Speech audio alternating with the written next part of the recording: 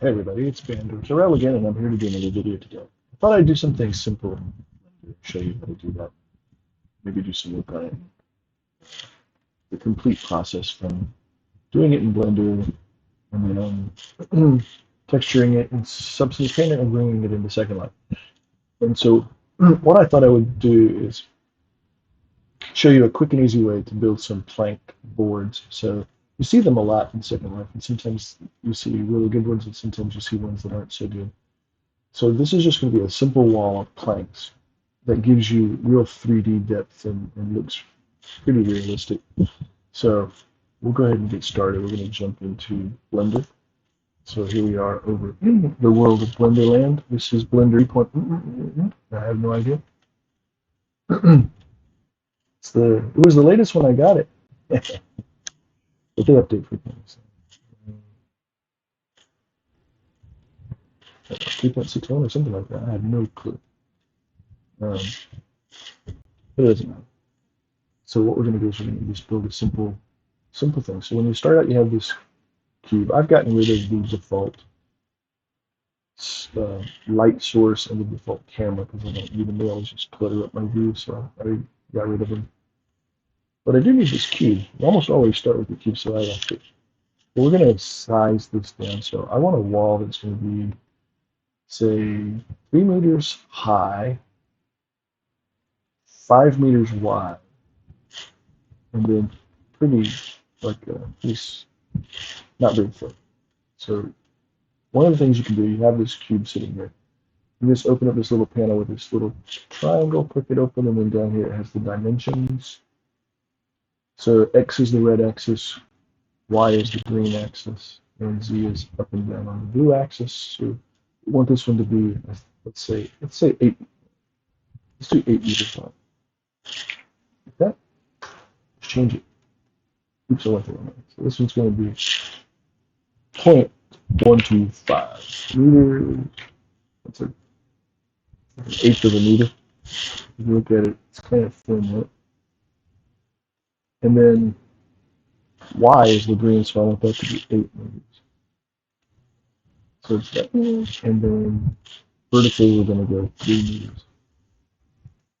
Okay. So we have our wall the size we want. We could have done that with scaling, but since I knew the exact dimensions, it was easier just to put them in the dimensions. Now what we're going to do is we're going to apply our transforms on that. So just go and do Control A for apply, and then pick all transform. And now that we've done that, we can go into edit mode by hitting the tab. We're going to select the faces along this the inner side of the wall. We don't need them because they're never going to show. And the reason they're never going to show is because they're going to be inside of something where they're going to be connected. And it saves you some faces. So hit 3 to go to face mode, or to set your selection of faces. Now we're going to do this whole ring thing, so I could do a man by clicking on them, but you hold down the Alt key and you click on the edge that goes between 2 of these, it'll give you the entire loop all over around. It's a little shortcut. So now that I have them selected, I just hit the delete key and pick faces, and now they're gone. So we want to put a UV map on each of these walls, and I kind of want to do it the same. So I could do it like this. I could just take the whole thing, go to UV editing, turn on, my screen's just off. There it is. Turn on transparency so you can see through it. Select everything. And so you have these are square. Well, this is not square, it's rectangular. Right? So what that means is, what we're doing with UV mapping is we're taking this 3D model and we're translating it into a 2D image so that we can apply a 2D texture to it. 2D textures is just a normal image that you would use in Photoshop or something, right? So we want one texture on this wall and we want a texture on that wall. So if I were just to do this, leave it as is, this is one of the walls and this is the other wall, and they're going to have a square. So it's going to translate. If you have a 2D image, say a 1024 by 1024 wall texture, right? So that's going to be 1024 pixels. So it's going to go from one edge all the way over the other edge, 1024 pixels, and then from top to bottom, it's going to be 1024 pixels, right? So that means on the image, so all this is not going to get used. The only part of the image that will actually be used is the part that's inside these little boxes. These are called islands, right? So that's the only part that's actually going to get used of your image. So if you have a wood grain and you have like nice looking wood grain going this way, you can see it. Well, it's going to only have this part of the wood grain, this very small part. And then when it applies this square, small square image onto here, it's going to stretch it because this is rectangular, right? So it's going to get stretched out. So those pixels are going to get deformed and it's going to look bad. And it's also going to scale it up. So this is going to, it needs to take up the whole space here. And so it's only taking up a small portion of the space. So to get from this little bitty space to this big space, it's going to stretch that image. And so you're going to get deformation of the actual texture. It's not going to look right. And if you have stripes or lines or any kind of pattern in that texture, it's going to be completely off. You're not going to be able to predict it in any way whatsoever. Right? So ideally, square wall, you have a square 2D image, right? So ideally what you would do is just use the whole space for that square. Well, we're a little rectangle, so we can't use the whole space. We could, but it will deform it. So I want to redo that. So with everything selected, if you go up and hit UV and then do unwrap, let's see what it does. Boom. Okay. It created two images that are proportional to each other and proportional to the size and shape of our model. But for me, it's sideways. And I have yet to find a way to change the default in Blender so that when you do unwrap or do the other options like Smart UV Project, that it projects it turned 90 degrees. I wish I could figure that out because if somebody knows how to do that, let me know because that would save me a lot of effort. Because most of my wood grain textures that I use go from left to right. Not all of them, but most of them go from left to right. And so if I were to apply a wood grain to this, again, that wood grain is going to take up this whole space. And it's going to be going left and right. So that means when you look at this rectangle applied to my model, the wood grain is going to be going vertically, not horizontally. And it's going to look like the wood was cut the wrong way. So what I normally do is I select these and then I rate them, and then you got to make sure it fits within your bounding boxes. Sometimes that can be a little challenging, and that's why if I knew how to make it so that by default Blender UV maps were rotated 90 degrees, that would make my life a lot easier. But again, so if you deselect over here, it doesn't show you on the 2D image. This is the image of what's going to be in your UV map. This is the model, right? So if you're deselecting your model, it doesn't show you the UV items over there. So you need to select them so you can see them. So the other issue I have with this, it's a relatively minor issue, is that this is taking up, it's got both of them on one. It's really okay to do that because it's proportional, it's the right size. So I could do them separately and apply a different material on each one. And sometimes it's good to do that. So the easy way that I know to do that, and that's what we're going to do. Let's just go back over the layout. So I've got these two walls. You can see there's two walls right now. So let's just select one of them. So I'll go into edit mode. Edit mode. Edit mode. And with three selected for faces, I just select that face. And then I want to separate it from the model. So I'm going to split my model apart. So we'll do Y, and then P, and select. And then, so now I actually have two separate objects in my model. There's this one and this one. So we're going to go ahead and let's call this the exterior wall. and then just like that, copy it with Control C, and then come down here and double click and paste it, Control V. So now this and this, they both have the same name. So that's actually convenient because if you change the name of this, changing this doesn't seem to do anything. If you change the name of this part, when you import into Second Life, it preserves these names. Because I've had them many times, or maybe it's this name, I don't know. So you'll do a model and you'll import it into Second Life, and it shows up as cube.005 or something. So it's not very meaningful. So put meaningful names in here, and you get meaningful names in Second Life. So let's select this one, and we'll go ahead and rename that to interior wall. Copy that. Control C. And we'll just next it in. Control C. Spam this. Double click that.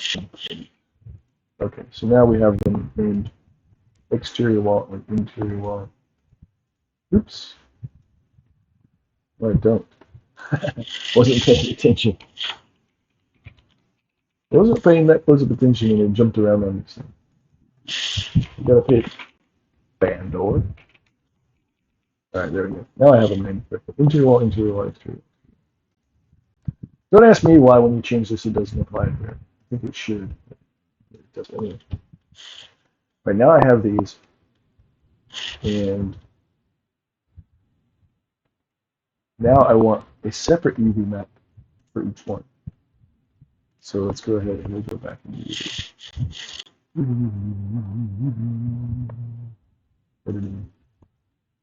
And now you don't need transparencies on. See through it. And we'll just select this face. See, it's the same thing. So it's there, and then if you go to the other one, hello, where are you? Oh, it's a different model, different object. It's there.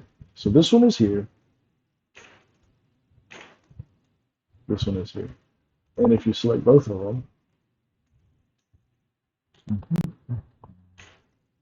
select both of them, and then go to edit mode, you can see they're both side by side. And that's fine. So we can just leave it like that.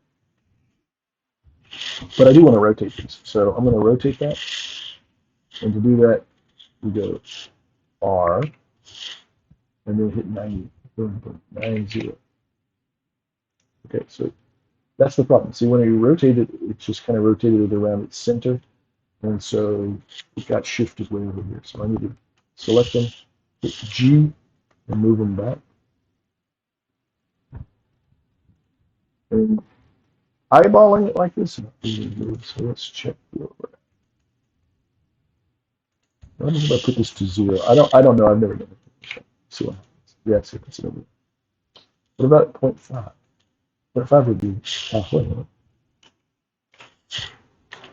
There you go. Now it's centered. Yay! I found this. I never did this before. Normally I was eyeballing it, and you'd end up with like, you zoomed in, you'd see this vertex would be sticking outside of your bounding box, and this inside. Or what I would do is I would get it kind of close, and then I would scale it down, which would mean some of the data, some of your actual image would be not used. So this way it gets it to the fullest extent of the thing. You can put this all the way at the top if you want. It doesn't really matter. But where it's at, you're not going to use this part of the 2D texture. You're not going to use this part of the 2D texture. So you just want to make sure that whatever 2D texture that you use, the part that you want to have appear on your walls is going to be this part of that 2D. Now, if you are playing with patterns and textures and clouds or zigzags or anything like that, and you want them to be consistent, then you need to make sure you align them. Since these walls are not going to be touching, it doesn't really matter. Okay. So I've got my UV maps done. Let's go ahead and go back over here. And so I did my UV map before I added details to my geometry. And the reason for that is because I want to have, I know I'm not going to be adding complex geometry. I'm not going to be changing the shape of this. It's still going to be that rectangular shape. So it's okay to do my UVs now because it's just going to preserve it. And so whatever I do to UV, it's just going to add it in as I go forward. So sometimes if you're playing around with stuff like, especially if you're doing like a pillow or a cushion, and you wait until after you've made it cloth and you puff it up and all that, and then you try to UV map it, it's going to be very, very difficult to UV map. So it's better to UV map it. It's like a pillow is just a rectangle or a square, right? Or a circle. So whatever you do to it is change that basic shape. It's just going to look like it's changed. So it's best to do the UV map before you convert it to cloth and inflate it, or add pressure to it, or whatever you do to add detail to it. And also subdivide it. Put my phone on it. Subdividing and stuff like that just adds detail to your geometry, doesn't change the shape of it, and so that'll just show up. And I'll show you the UV map doesn't really change. Okay, so now we've got our walls basically set up that way. We'll go ahead and put some materials on these. So this was the exterior wall, so let's go to our material button down here.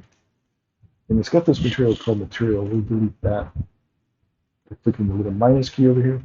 We're going to hit plus new, and we're going to, oh, I could have just renamed it. How about that? We'll just call it, this is exterior, so we'll call this exterior wall. And the material name is what Substance Painter uses for the parts of your model. It doesn't use these names up here, which is weird to me. It's weird. It uses the material name. So, okay. So you have to name your material something that's meaningful, so I name my material the same as the part. Let's go to the other one, and this has this material that is renamed. Now you can see how to rename something. We'll call it wall. Okay, so I've got my materials applied, and you can change this if you want to. It doesn't really matter. I just like leaving it gray. Okay, now we're going to add details to it. So I want a wall that has vertical planks. Well, Bandar, if you want the vertical plank, then you need to rotate your UV map the other way. Okay, so I want a wall with horizontal planks.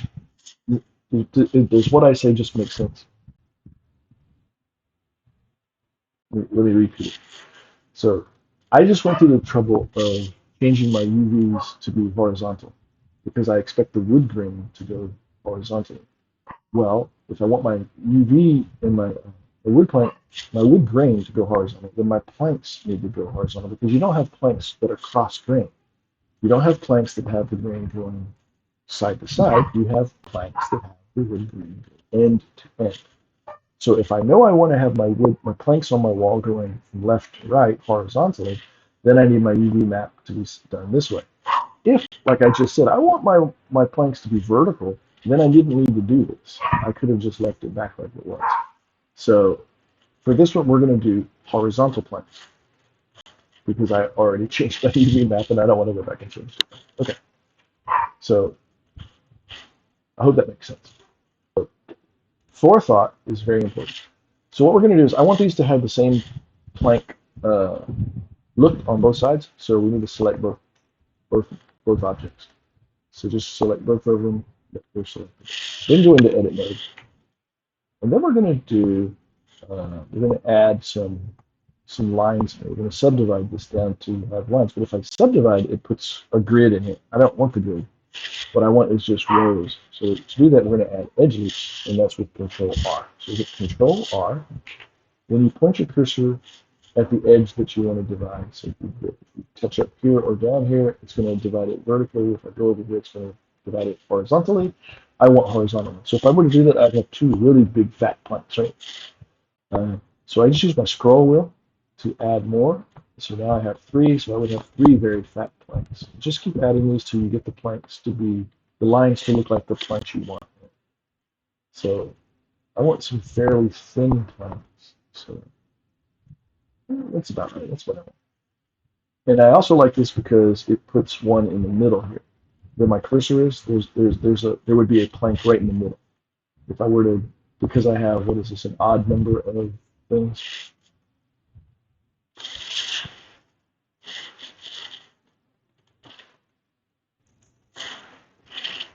Um,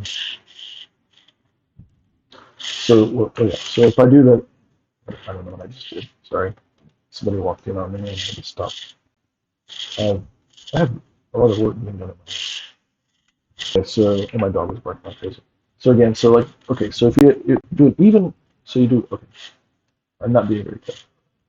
One edge loop creates two divisions, right? Two faces. So adding this one loop is going to create two faces. So it's an odd of lines creates an even number of faces. So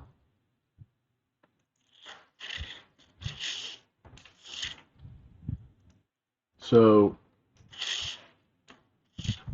all right. So I don't know what is it doing. So yeah, why is it doing that? Oh, I see what it's doing. This one versus that. Right. So I want to make sure that whatever we're doing on one, we're doing on both of them. So is it doing on both of them? No, it's not. Okay, it's only doing one at a time. That's what I was afraid of. Or not afraid of, but that's what I was thinking. So just pick one of them. So we'll just do this one and we'll just rotate the face. Or not rotate. What am I talking about?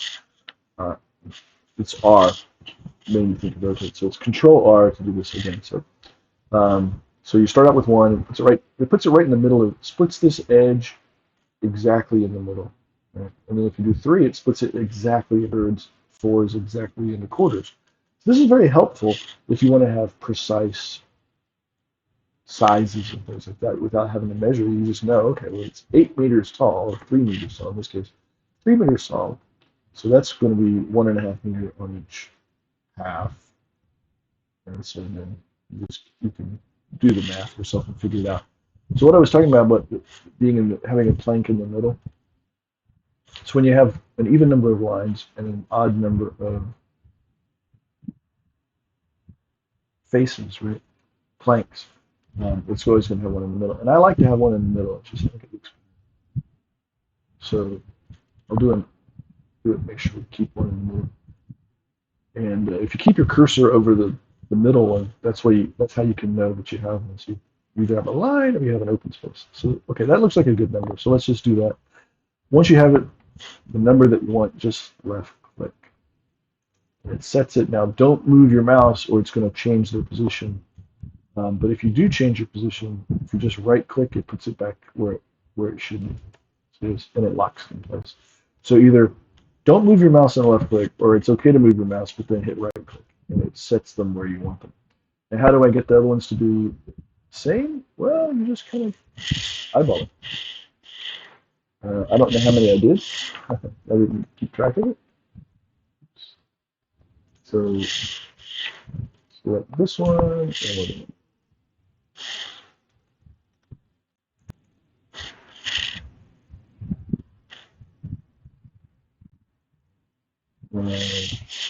it's not showing me, so I kind of need to know how many I did. Okay. 1, 2, 3, 4, 5, 6, 7, 8, 9. I did 10. Okay. So now when I come back, this one, Control R, you can just type 10. Hello. No, it does 10. So when you do Control R, you can enter a number, and that's how many lines you'll put in. So there we go. Now it's if I select them both, you can see the same. Right. Now comes the fun part. We can do this at the same time, so you can just select.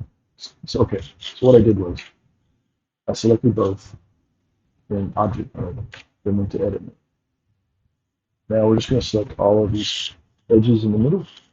So we're just going to do this, or you could go here, look at it from the side, turn transparency on, go to 2, and then just draw down the box over the ones you want, and you get all of them. And then just transparency off. I don't like it. Okay, so I've got them all selected. Now we're going to go to bevel, so we're just going to select the bevel tool. I don't like using the B command for this. I prefer to use the actual bevel button over here. So hit that. We're gonna just grab this little yellow dot and pull, and it's going to start beveling these. But since it's flat, the bevel is flat. But what it does is it takes one line and makes it into two. And just make it a little wide, maybe right there. That's good enough. Okay. Now here's the important part. Go down here to this little where it says bevel, this little panel. Open that up, and then we're going to add. It's one segment, and just there's one face that we've turned that one line, that one edge, into a face. Right. We're going to add another segment, so it's going to make it into two faces with a line down the middle. So basically, what we did was we took our one line and made it into three lines. Okay. And now for this, I'm going to do it. I'm going to do it one side at a time. You could do them together, but yeah, you could do it that way. But I'm sitting here thinking, should I do it that way and show you how to do it, or should I just do this way? Either way, it doesn't matter. We can do them all together, or we can just do one at a time. We're going to select the line in the middle. So you don't want the top or bottom, you want the one in the middle. So left click and hold shift down, like this, and just pick all of them.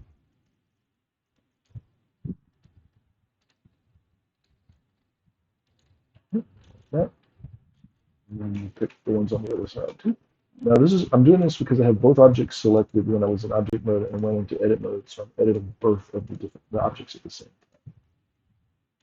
Like that.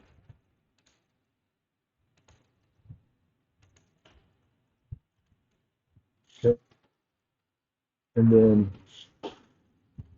um, an easy thing to do is hit 7 so you can look down from the top.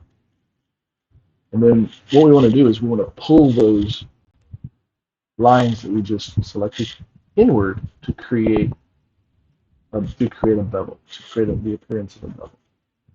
And so we could do that with scale. So if I go over here and click the scale, and then I get this blue one, I can just pull that in. And it should pull them in. Just pull them in as far as you want. And doing both of them at the same time ensures that they both are uniform. So the one on the left and the one on the right will go in the same amount. And that's probably far enough. Then if you look at your wall, oh no, see that's why I don't like scale. Scale scales it this way. I don't it scaled it on I was scaled because I scaled it on 2x. That's right. Go back and control Z. And then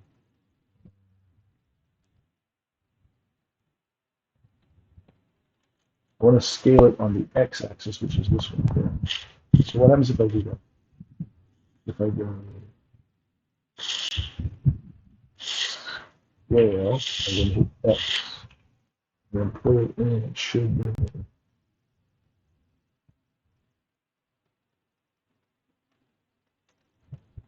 Yep, see how I did it? They brought them in. Now that's not really that doubled, so it's not going to look. I don't want to click off of it because then I'll deselect and have to select all these. But it's a little bit of a beveled edge, but we want these to look like they're side by side boards that are almost touching. So we want it to we want that to be even more. So let's do S again and X for the x-axis and scale it in even more to make it more pronounced, like that. Now you notice I didn't do the top and the bottom. That's because they're going to connect to whatever, and so I didn't want to do it. If you want them to look like they're double edged there too, then you would have selected all of them. So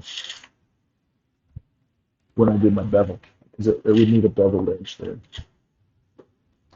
But I want these to, they're gonna go into something at the top, and so I didn't bevel it. Good. So it looks almost like a corrugated steel garage door or something. Let's get back to it. Now, see? No. what looks like planks. Now these go the whole distance, they're the whole width. If you wanted to actually have them so that you had lines in here, then what you could do is you could, instead of doing the edge loops like I did, and adding with Control R and making just horizontal lines,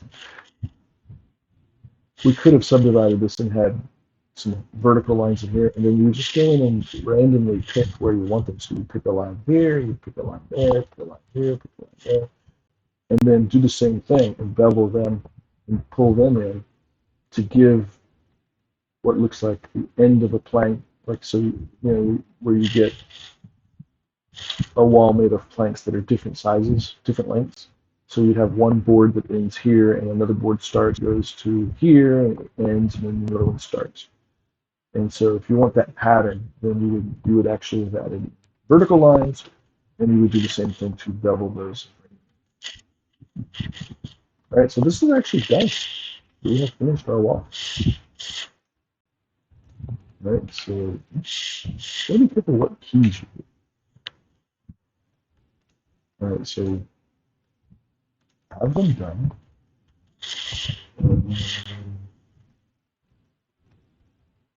But they are separate. They're two different walls, right? Well, I don't want them to be two different walls anymore. I want them to be one wall. So how do I make them into one object? It's two objects. Well, since I already have put my materials on here, I've UV mapped each one of them separately. My UVs don't occupy the same space because I made sure I did that beforehand.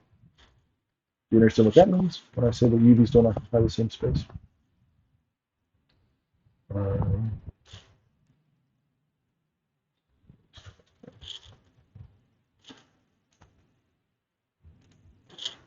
Okay, what I mean by the UVs don't occupy the same space. So if I select everything here, the UV for the front wall is like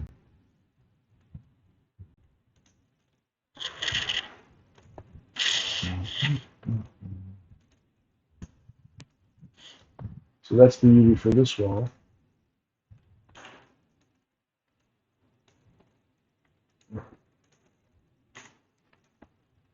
And that's the UV for this wall.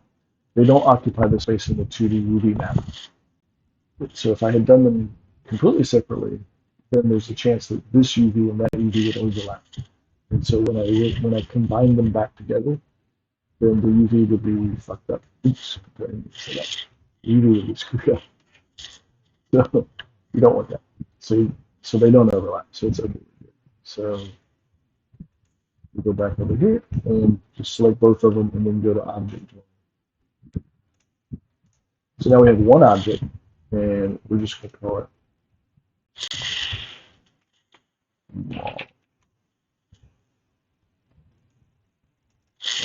That one. So I have my wall. It's called wall. But let's check the materials. Now look, it has two materials. It has an exterior wall material and an interior wall material. So if I were to do like,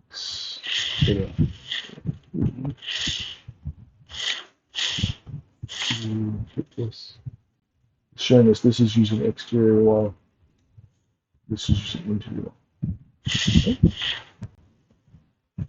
All right. So now I have a single wall, single object with two materials, one for one side, one for the other side. And oh, did you notice I glossed over it, but I had told you earlier that when we add detail to our geometry, the UV map would automatically update. So I just want to make sure you saw that. So if I select everything, you can see instead of just being one big rectangle here and one big rectangle here, it actually put the detail into our UV maps for us. And I don't have to worry about it because it's already there. Okay. So we're going to select everything. We're going to export file, export Colada. We'll call this plank wall. Right. Now I'm going to fire up Substance Painter.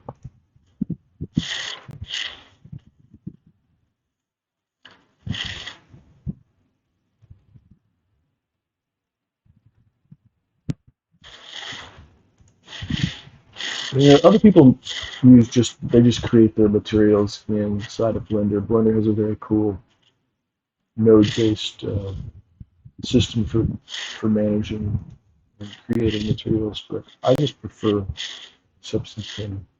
So I know some people don't like that. It's an extra tool and extra cost. I like it. So we're going to go new. We're going to use Unity HD Render Pipeline Metallic Standard Starter Assets as our template. Select. We're going to select the model that we just created. Leave everything else the same and hit OK.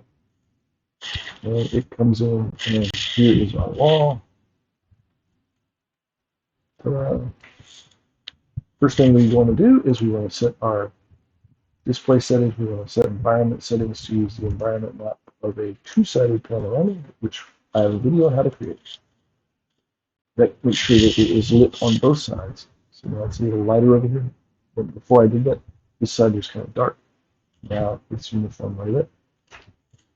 And on the texture, and you'll see here we have exterior wall and interior wall. Those are the names of the materials that I provided in Blender. Not the object. So this is the name of the material that's applied here, and then this is the name of the material that's applied on the other side. If I didn't care and I didn't want to have different colors or different patterns or anything on the different sides, then I could have just done the same material on both and been easier and done with it. Save myself a little bit of time. But this has the option of being able to apply a different texture to the interior than you did on the exterior. So, okay. So then while I have texture set settings tab selected here, which is right next to layers, scroll down until you see bake mesh. Click on that. It takes us to bake mode. On the common settings, we are going to change it to 2048, which is what we used when we created we started this in Substance Painter, because I want to do 2048 by 2048 textures.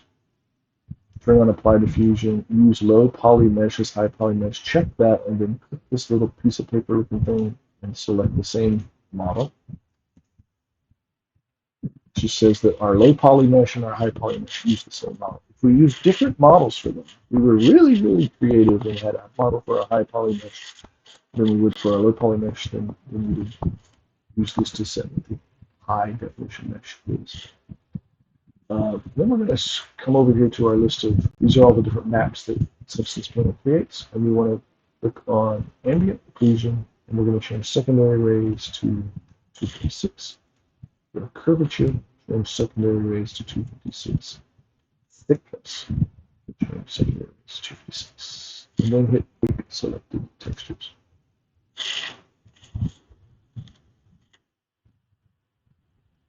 You can see when it shows the grid of the checkerboard pattern that are checked, or little check boxes, the checkerboard boxes are square, and that's what you want. Ideally, you want your UV map to have that checkerboard being perfectly square. And that means there's going to be no deforming when you apply a 2D texture to it because it's square. And so 2D textures are square. It'll show you checkboxes that are rectangles. That means that when you created your UV map, it wasn't proportional correctly, wasn't proportioned correctly, and so it's going to scale the textures one way or the other. And so you don't want it to scale it, you want it to be uniform, so you want to try to make sure your UV maps, little checkboxes, checkerboard pattern is as square as possible. All right, so let's go back to painting mode, and now we can apply something. So let's find a wood. I like to use smart materials because smart materials have better treatment of edges and stuff like that versus simple materials tend to just be a wood grain. So the one I like is always this one down here called Wood Love. I think it looks sexy. So we're going to put that on this side. Just drag it on. And so it applied by wood grain to that really, really well. And then let's rotate to the other side of this. And we'll put a different one on so you can see it does different things. Let's do wood. No, it's not. Let's do something, just some character to it. It's got a lot of character. How about that? So now you have, just so you can see the differences, there's two different wood grains, which is impossible. I know that would never happen. That's how you do it in subsequent. So for to be more realistic, I'm not going to do that. I just wanted to show it to you. Let's go back to our layers tab over here, and it shows you the things that we have applied to.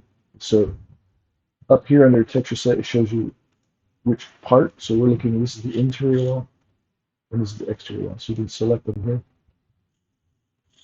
And then it shows you which materials you have applied. And smart materials have a lot of layers in them. So this is this O1 wood. I'm not going to use that, so I'm going to click in here and delete it. And we'll go back now and use the one. So we have the same wood on both sides, so it looks real. Otherwise, it would not look real in the second line. Why would you have two different kinds of woods on the same piece of, on the same plank? Right? A plank should be the same wood. All right, so that's done. Now we need to export this. So we export the 2D textures, which will be a diff, a norm, a spec that we can then put in the second line. So we go to export textures.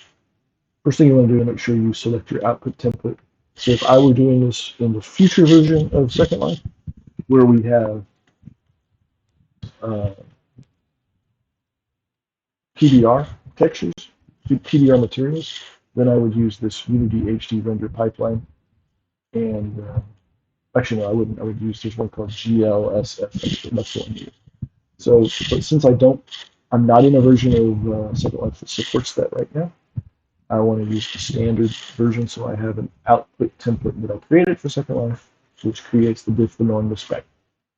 I like to set this to 16 bits, and I like to set this to how to use dilation plus default background. Otherwise, they look kind of weird if you don't. Okay, and then so go down here and click on exterior wall. These are the files that it's going to export. It's going to create a diffuse, a normal, a specular, and an AO. And the cool thing about the AO is you can take the AO into Photoshop and you can make your own materials for Second Life using this AO in Second Life. If I wanted to do that, I could. I could also take this and put it. If you're gonna make something for resale, if you're making a model to sell as like a prefab and to sell in Second Life as a usable 3D model, then you don't really texture it. You just want it to be blank, so you would turn these off. You don't even need that. You wouldn't go through this process of applying a texture to it. You just want the AO. And then you're going to put the AO on there. So let's go ahead and do that. We'll go ahead and make all four, and I'll show you what we can do with it in Second Life with all four of them. The interior wall, same thing, we want all four. And I'm just going to make sure that my folder is empty.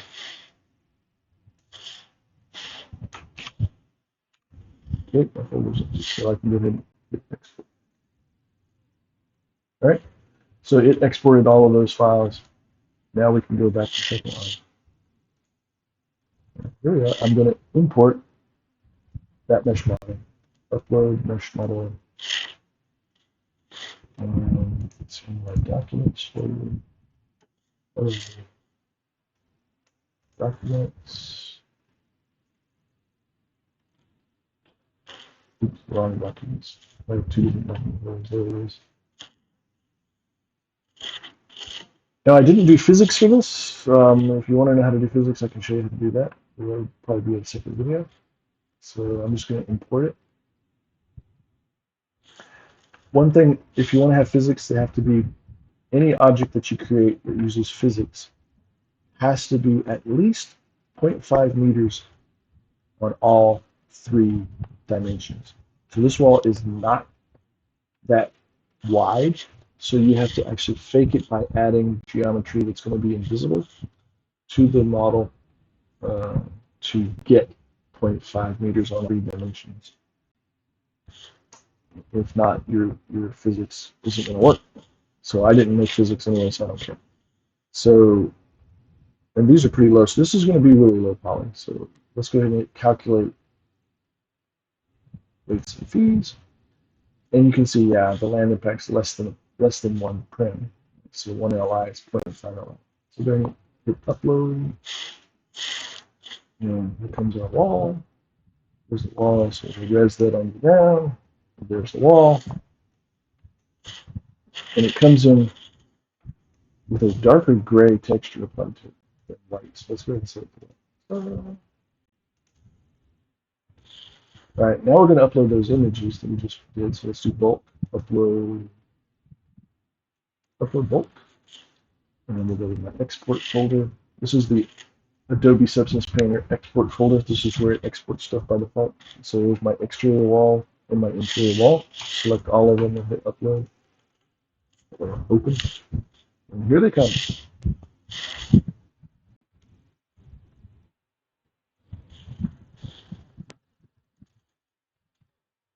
Now, you're going to ask me, which one of these walls is the exterior and which one of these walls is the interior? Sure. I have no clue.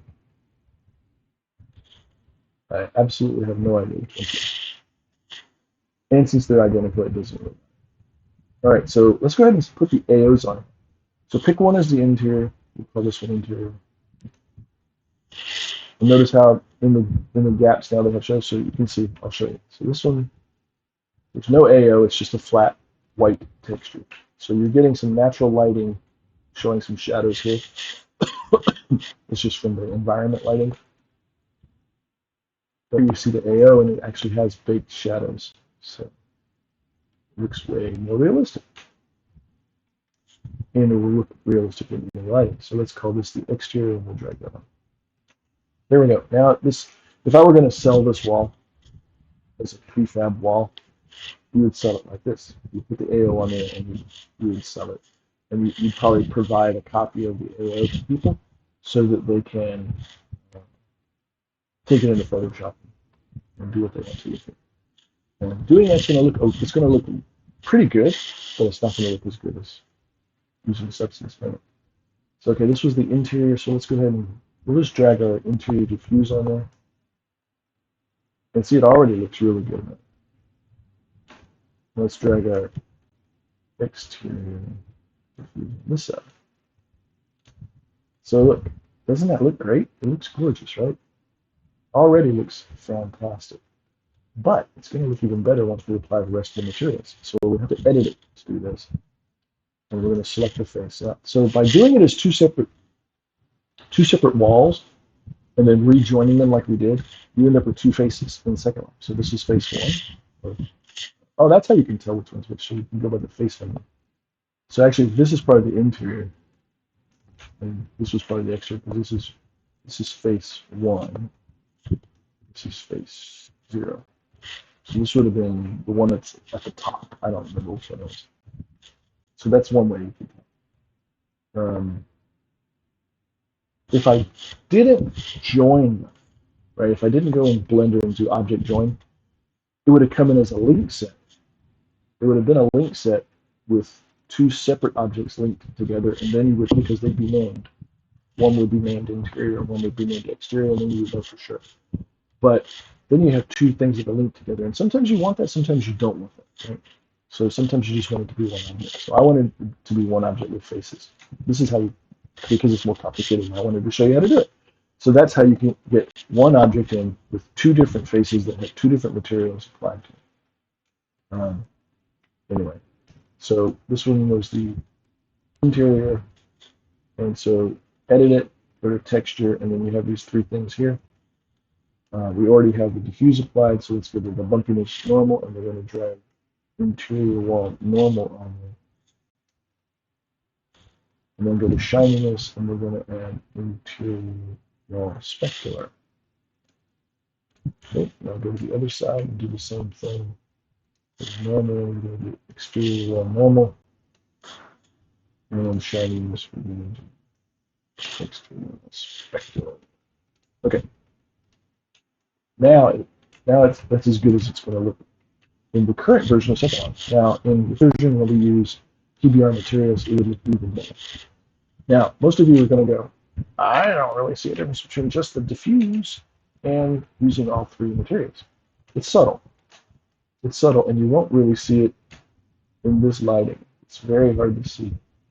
But the wood grain actually has three-dimensionality to it now, some depth to it. And there's some differences in the shininess and reflectiveness of the surface. which you won't see unless I apply a light source. So let me really quickly put a light source on here so you can see. And we'll do just a general light. So for general lights, I use a sphere. Edit the sphere, go to the Features tab, and put light. And now you have the light source. And if I move my light source around, you can see some more detail. I don't know if you can see it. I think maybe my environment sucks. Let's try it. Let's not go with speed scene. Let's do optimal scheme. Still, you can't really see a whole lot.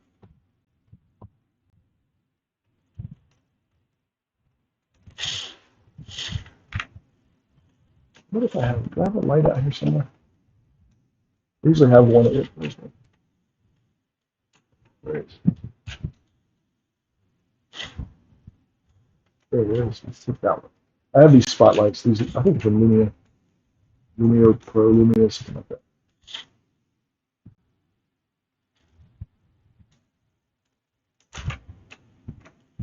Those are directed spotlights, so it's a lot easier so you can see.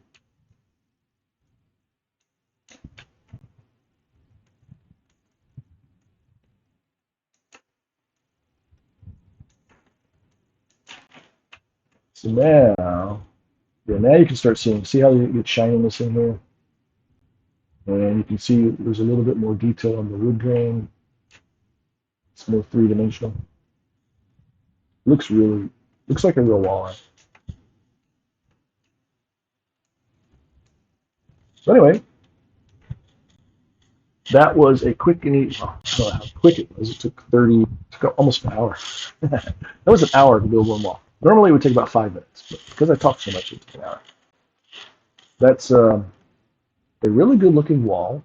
And how many prims is it? Well, if you edit it, you can see it's one prim. It is a very detailed, very sexy looking one prim wall. And now you know how to make it. Anyway, thanks for watching, and I will talk to you guys later.